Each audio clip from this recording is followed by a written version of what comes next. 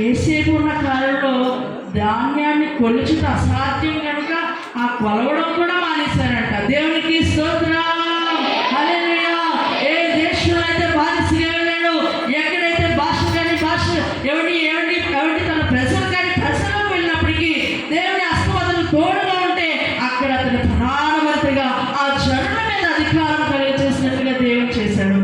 అందుకనే సామెతల 21వ అధ్యాయం అంటే, యెహోవా నీ చేతిలో రాజులు నీటి కాలువలే ఉన్నది, నీ చిత్తవృత్తి చెప్పున దాన్ని తిప్పగలవు.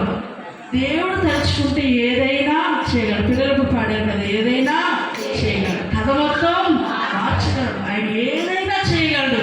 ఆయన ప్రతిరోజు నువ్వు ఆయనతో సహవాసం చేయాలంటే ఆయన వాక్యంతో సహవాసం చేయాలి. చాలామంది అనుకుంటారు అందరినీ దీవించడానికి దేవుడికి దగ్గర అన్ని ఆశీర్వాదాలు ఉంటాయా, అన్నీ ఉంటాయా, నా బిడ్డలు దీవించుకుంటే ఇంతటితో చాలే అని ఒక బాటిల్ వేసేసుకుంటాం. కాబట్టి సముద్రంలో ఒక చేప పడుతుందంట.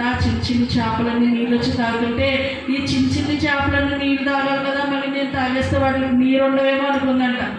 చెప్పండి, సముద్రంలో ఎన్ని చేపలు తాగిన నీళ్ళు ఉంటాయా, ఎన్ని జనాంగాలు ఎన్ని తరతరాలు తాగిన నీళ్ళు ఉంటాయనే విషయం ఆ చేప తెలుసుకోలేదు. కానీ దేవునికి వాక్యం చదివేయగలదు దేవుని ఆశీర్వాదం ఎంతమందిని